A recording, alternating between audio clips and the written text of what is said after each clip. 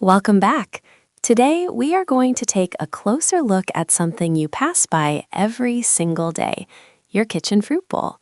Have you ever bought a rock-hard avocado hoping for guacamole, only to wait days for it to soften? But then you place it next to a bunch of yellow bananas, and suddenly, almost like magic, it is ready to eat the very next morning? It feels like a coincidence, but it is actually a sophisticated biological event. That innocent-looking fruit bowl is a hotbed of chemical signaling. Let's peel back the layers of this mystery. So, what is exactly happening in that bowl? The protagonist of our story is the banana. While it sits there looking cheerful and yellow, it is actively working overtime. Bananas are biologically programmed to be what we might call super emitters. They are constantly releasing an invisible gas into the air around them. It is this gas that acts as a master key, unlocking the ripening process in the fruit sitting nearby. The banana isn't just ripening itself, it is broadcasting a command to its neighbors to grow up and get sweet, whether they are ready or not. The name of this invisible agent is ethylene. It is a simple hydrocarbon gas, consisting of just 2 carbon atoms and 4 hydrogen atoms. In the complex world of plant biology, ethylene acts as a potent hormone. Unlike hormones in our bodies that travel through blood, this plant hormone travels through the air. It is nature's wireless communication system. When a fruit produces ethylene, it is effectively sending a text message to the surrounding area that says, "It is time to mature." And because it is a gas, it drifts easily from one piece of produce to another. To understand why this happens, we have to zoom in to the cellular level. Fruits have specific receptors on their cell walls designed to catch ethylene molecules. Think of it like a lock and key. When the ethylene gas floats over from the banana and lands on a pear or an avocado, it fits into these receptors. This connection triggers a massive cascade of chemical reactions inside the fruit cells. It tells the DNA to start producing specific enzymes. These enzymes are the workers that will break down cell walls and turn starch into sugar. The transformation begins immediately. Interestingly, we didn't always know this gas was coming from the fruit itself. In the 19th century, before electricity, city streets were lit by gas lamps. People noticed that trees growing near these street lamps would drop their leaves prematurely, and their fruit would ripen strangely fast. It wasn't until a Russian graduate student named Dmitry Nelyubov analyzed the street lamp gas in 1901 that he identified ethylene as the culprit. It turns out, burning fuels produces ethylene, but plants had evolved to use the same molecule as their own internal clock long before we started lighting lamps. Now, not all fruits listen to the banana's commands. In the botanical world, we divide fruits into 2 main categories, climacteric and non-climacteric. It sounds technical, but it is quite simple. Climacteric fruits are the ones that can ripen off the plant. These include bananas, avocados, tomatoes, and peaches. They are the ones that respond dramatically to ethylene.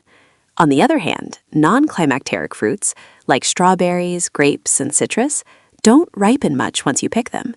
No matter how many bananas you put next to a lemon, it won't get any sweeter. It will just eventually rot. Let's focus on those climacteric fruits, the ones that do ripen.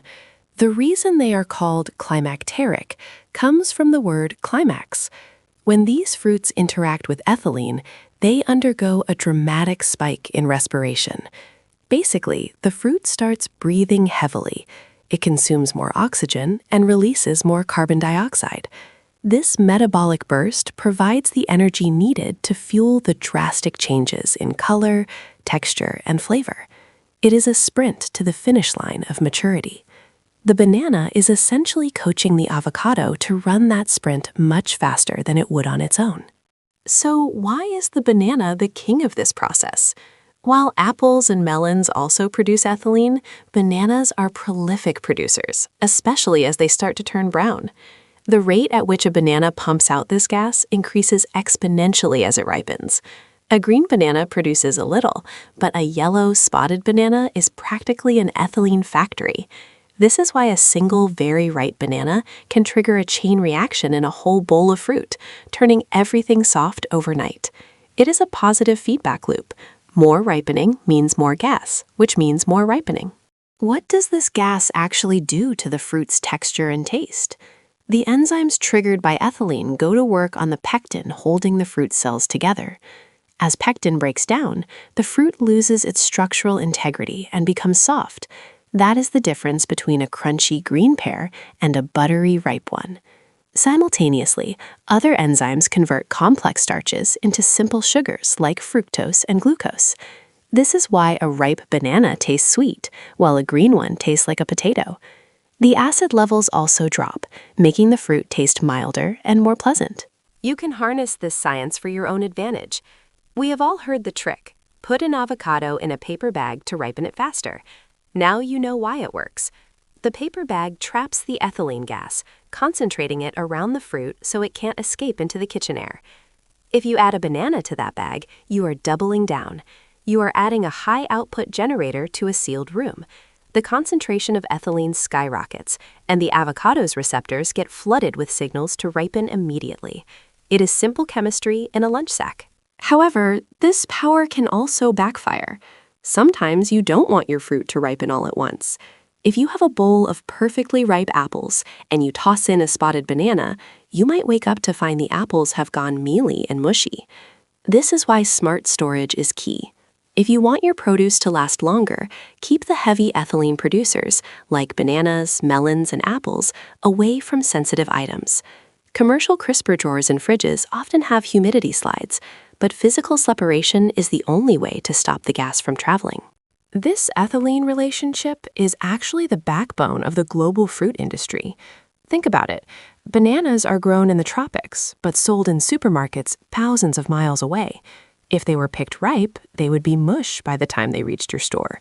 Instead, they are picked rock hard and bright green. They are shipped in temperature-controlled containers that put the fruit to sleep. Once they arrive at a local distribution center, they are placed in special airtight rooms and blasted with pure ethylene gas. This wakes them up and turns them yellow just in time for your grocery run. There comes a point where the process goes too far. When a banana is almost entirely brown, it is experiencing a massive breakdown of cellular tissue. At this stage, the ethylene production is peaking, but the fruit is on the verge of rot. However, this is also when the banana is at its absolute sweetest. The starches are almost 100% sugar. This is why brown bananas make the best banana bread.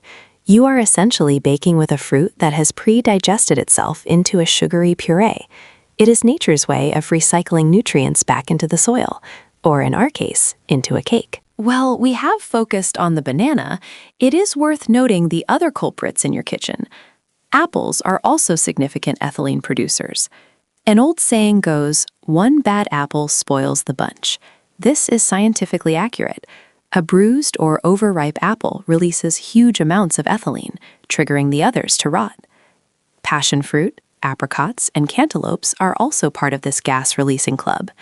Knowing which fruits are climacteric, the gas emitters, and which are sensitive receivers can save you a lot of money on wasted groceries.